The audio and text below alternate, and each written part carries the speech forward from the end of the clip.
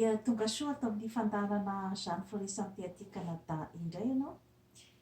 Ny resaka izay hoadiadintsika eto zany a dia ny resaka momban'ny fanolanan-jasa izay vaovao. Mampalahelo dia mampalahelo tokoa tao Madagasikara zany a tato ato a ny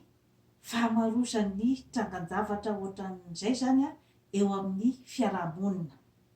Ka ny anjarako zany a dia ny hoe mampafantatra ny mpiray-tanindrazana zany a ny hoe inona zany a no mahatonga an'io trangan-javatra io, ary ohatry ny ahoana ny fombafomban'ny olona izay mpanolan-jasa ohatra, ary inona zany a no vahaolana na ny fitandrovana zany, satria eo amin'ny fitandrovana zany a no tiako hatotraterina fa eo zany a no tokony masoan'ny rehetra rehetra zany. Voalohany indrindra aloha zany a dia ny hoe inona moa zany a no atao hoe pédophile, satria mantsy a ny pédophile zany a dia karazan'olona zany a izay atao anatin'ilay hoe perversion sexuelle, zany hoe ny olona izay a manana ny karazana orientation zany a amin'ny hoe zavatra tsy voajanahary, izany hoe ny manintona azy bebe kokoa zany a dia ny zaza. Ka io zaza io zany a dia mety na hatramin'ny zaza vao teraka dia mety aolan'ny pédophile. Ny zaza hoe eritreritry ny zaza aty amin'ny adolescence zany. Inona moa zany a no mampiavaka ny hoe pédophile sy ny homosexuel, zany hoe samihafa dia samihafa indray zay, satria ohatrany hoe ampifamadian'ny fiarahamonina zany zay hoe PD sy ny homosexuel. Ny PD zany dia hoe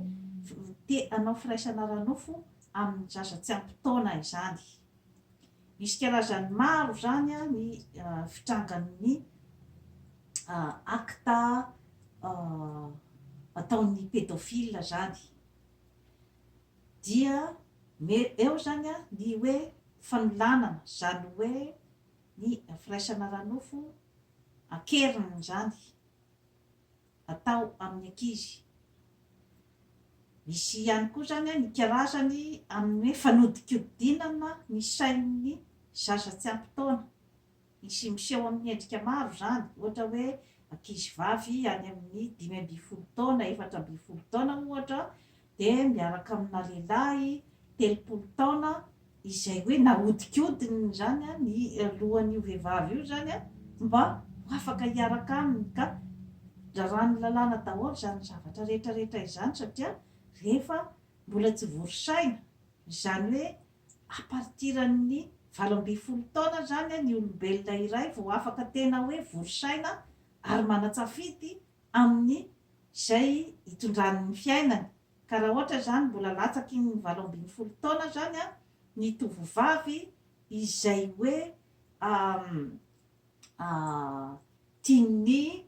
lehilahy iray efa vory taona iarahana, dia ohatrany hoe manodikodina zany a ny lohan'io tovovavy io. Zay zany a endrika isehoan'ny ataontsika hoe zany hoe pédophilie zany. Inona moa zany a no mahatonga azy io? Ny tsara ho fantatritsika moa zany a dia ny hoe perversion sexuelle arak'izay teneniko teo zay, zany hoe misy zany a ny tsy fahatombanan'ny sain'ny olona anankiray zany, zany hoe misy zany a ny fahasimban-tsaina ao amin'ny olona anankiray, ka mahatonga zany a an'io hoe orientation hafahafa io. Satria zany a dia tena hoe na zaza kely vao teraka raha zany dia misy ny hoe mahavita an'izany fanolanana zany, ary dia miteraka hatrany amin'ny fahafatesan'ilay zaza izany zavatra rehetrarehetra izany. Eo zany a lay hoe fahasimban'ny saina, eo ihany koa zany a ny fidorohana zava-mahadomelona izay mety mahatonga ny olona anankiray zany a manao fihetsika izay tsy voalanjalanja. Eo ihany koa zany a ny hoe karazana pulsion, izany hoe lay hery tsy hay tohaina avy amin'ny olona anankiray zany a anatanteraka akta anankiray zany a izay mitondra fahafinaretana ho azy. Zany daholo zany dia ao anatin'ny hoe mahatonga zany a ny karazana fanolanana ny zaza tsy ampy-taona. Ny zava-doza zany ateraka izany zavatra rehetrarehetra izany a dia miteraka karazana ratra-po ho an'ny ankizy izay nanaovana an'izany karazany zavatra izany a rehefa ratrizay rehefa lehibe izy izany, ny fanolanana mbola kely. Ka io zavatra io zany a tsy misy hoe zavatra ahafantarana azy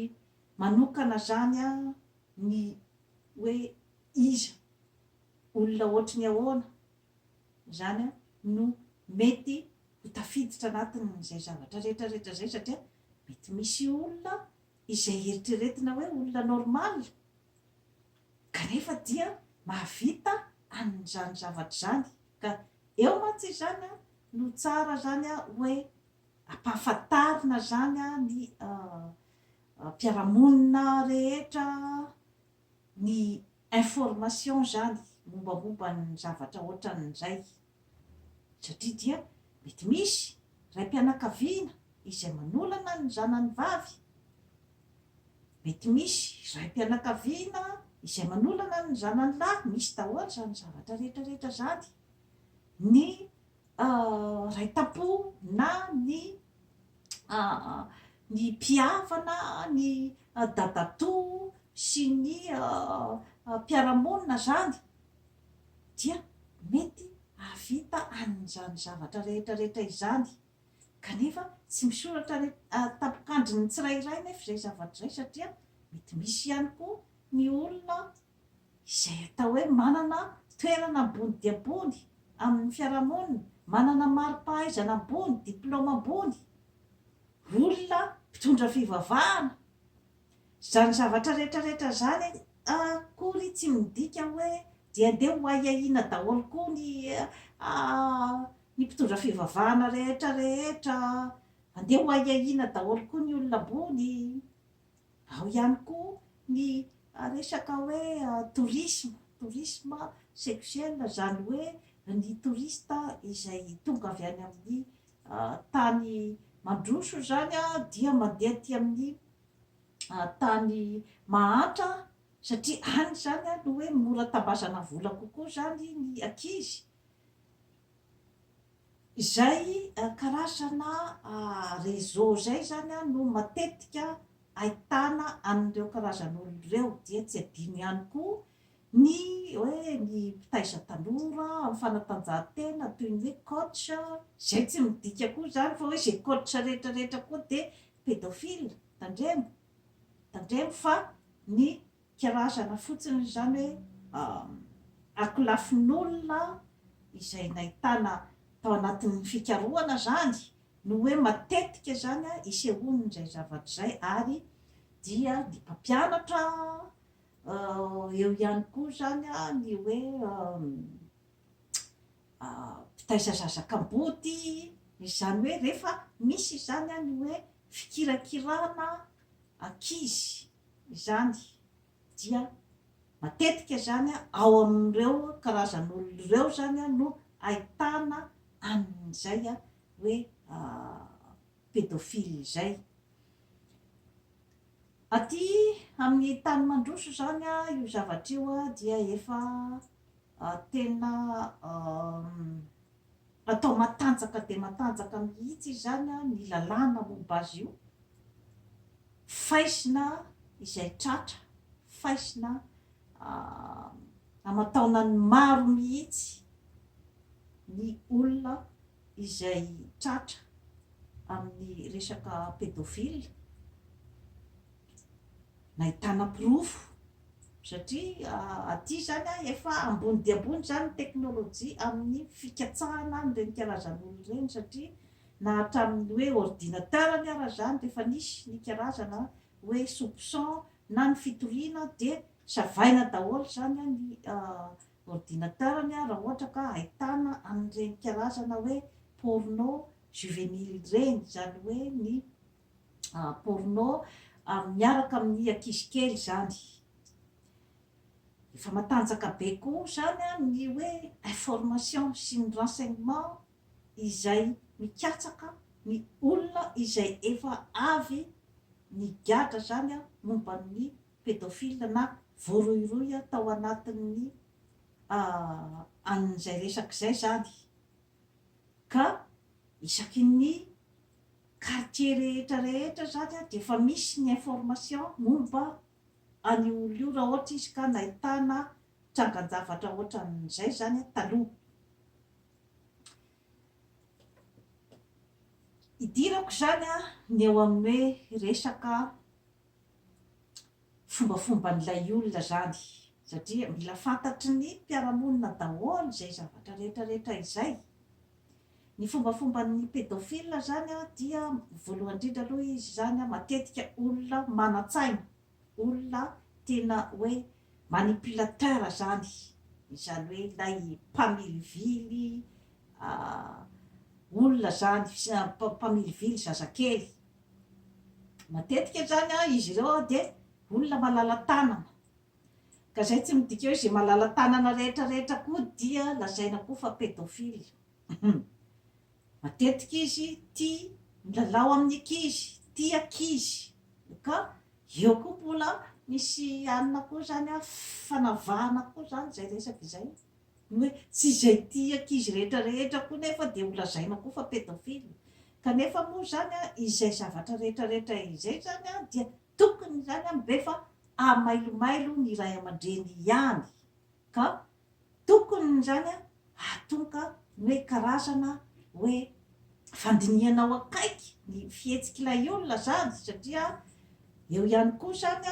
ankoatran'izay fombafomba rehetrarehetra izay zany dia tia milalao amin'ny ankizy izy ary tia mikasikasika ankizy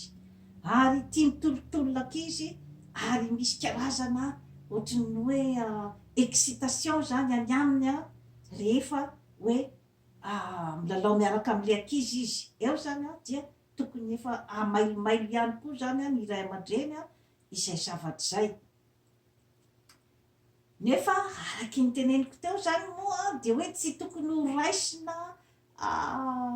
amin'ny amin'ny ankapobeny zany zay zavatra rehetrarehetra zay fa tsy maintsy mila zany ny fandinihana akaiky dia akaiky zany ka tadidio koa fa matetika koa reny olona ireny dia olona tena zay teneniko teo zay hoe manipulateur goavana dia goavana ka hoe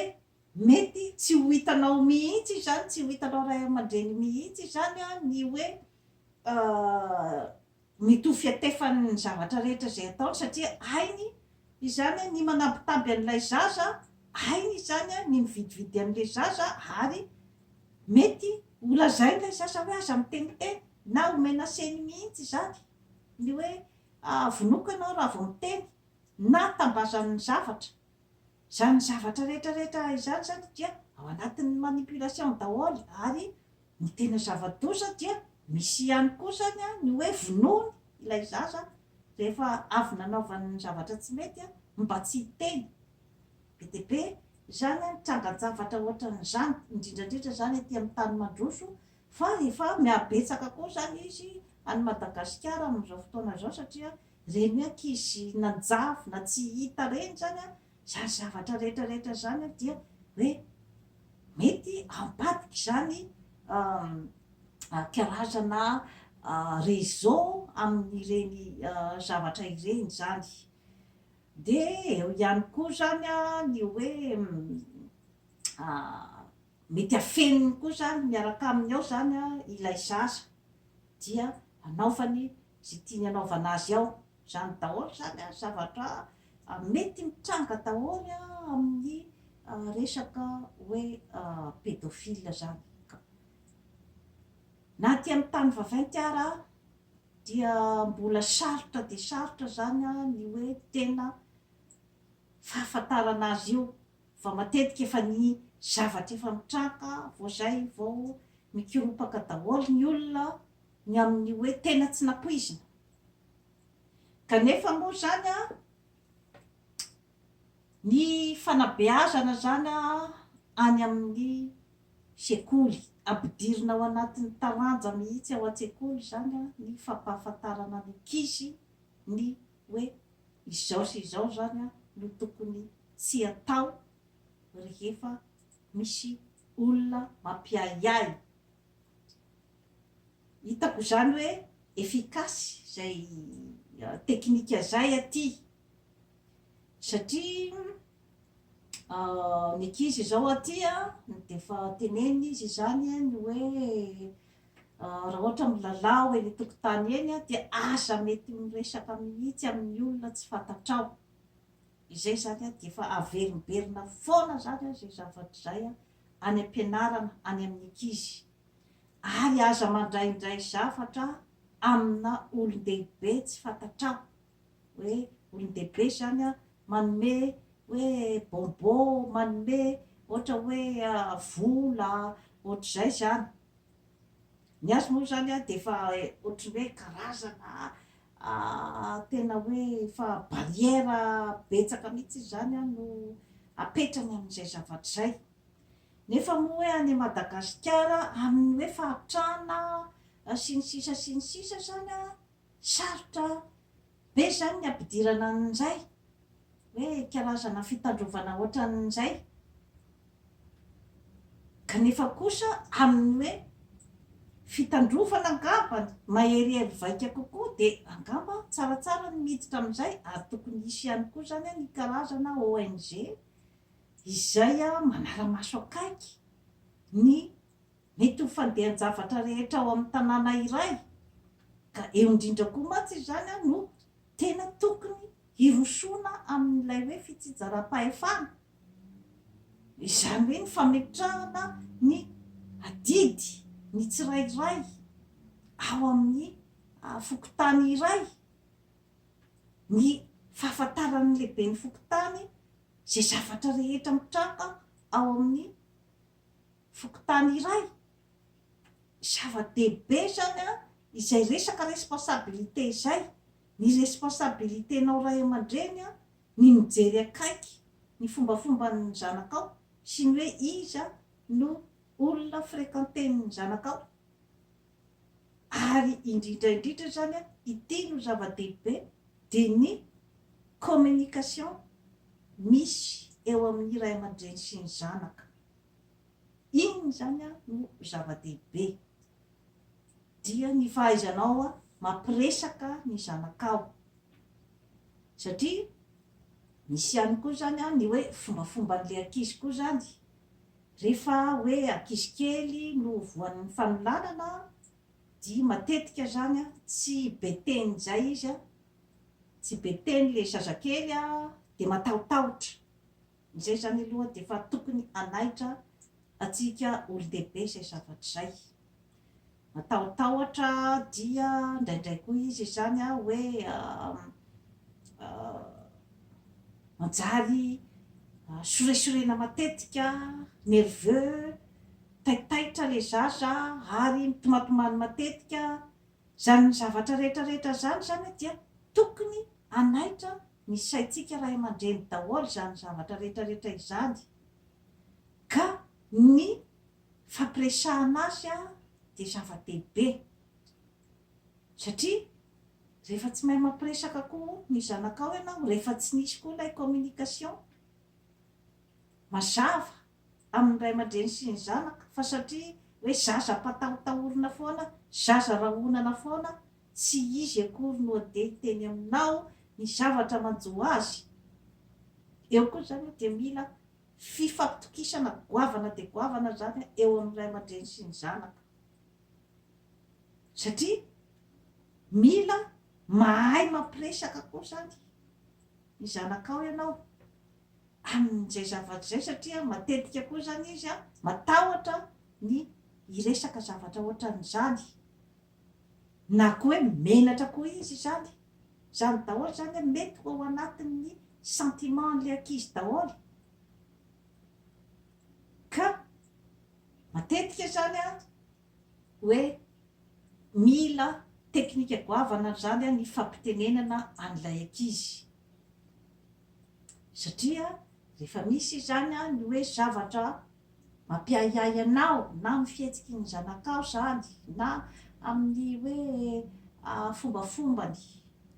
na ny hoe olona mifampitaritarika aminy olon-dehibe dia somary anontanio hoe makaisa aisa nitondran'ny olona ohatran'izao sy ohatran'izao anao zany inona sinona daholo ny zavatra nataonareo tany misy moa zany any ray aman-dreny a de tena hoe tsy mamela mihitsy ny zanany ohatra ny zanany vavy atory any amin'ny namany na any amin'ny olona hafa misy zany tena kategorika zany ray aman-dreny sasany a amin'izay zavatra zay tsy azo menatsiny fa ao anatin'ny fitandrovana daholo zany zavatra rehetrarehetra izany satria tsy misoratra ny tapikandrony ny tsirairay mihitsy ny zavatra izay mety ho vitany amin'ny fiainan'ny zanak'olombelona ka izay hoe fanakakezanao a ny zanakao zay zany a zava-dehibe zay ny fampiresahana azy misy ve ny olona izay mikasikasika anao tandremo any am-pianarana de mila ampianarina daholo izy zany a ny hoe tandremo ny olona izay mikasikasika ny tenanao mikasikasika ny taovam-pananahana na mikasikasika ny nono izany na ny fitombena na ny fitaovam-pananahana malahy sy ny mahavavy izany zavatra rehetrarehetra izany zany a dia tokony ho tenenina ny ankizy daholo zany a any am-pianarana fa raha vao misy olona zany a manao an'izay fihetsika izay aminao na iza dia tokony hitory any amin'ny ray aman-dreny na any amin'ny mpampianatra na amin'ny olon-dehibe izay manodidina zay zany a dia efa tokony hoe ampidirina ao anatin'ny hoe taranja-mpampianarana mifamerimberenana satria averimberina mba hiditra tsara koa ao anatin'ny sain'le ankizy koa zay zavatra zay eo ihany koa zany a ny ONG zay tokony hatsakana manara-maso manokana ny zavatra ohatran'izany ary dia ny famaisana tsy misy indrafo mihitsy zany a ny olona izay manao azy satria rehefa mahita ny famaizana izay atao zany a ny olona izay voakasikasika izay zavatra rehetrarehetra izay dia hitandrina izy kanefa moa na dia izany aza zay teneniko hoe karazana reti-tsaina le izy a dia sarosarotra zany a ny amehezana zany a ny an'ilay karazan'olona fa izay efa teneniko teo daholo izay zany a no hoe karazana fitandrovana ambony indrindra de izay hoe fahaizanao a mampiresaka ny zanakao zay ary averimberina foana ny fanontaniana isaky ny mirava mianatra izy dia anontanianao hoe nanahoana ny tany am-pianarana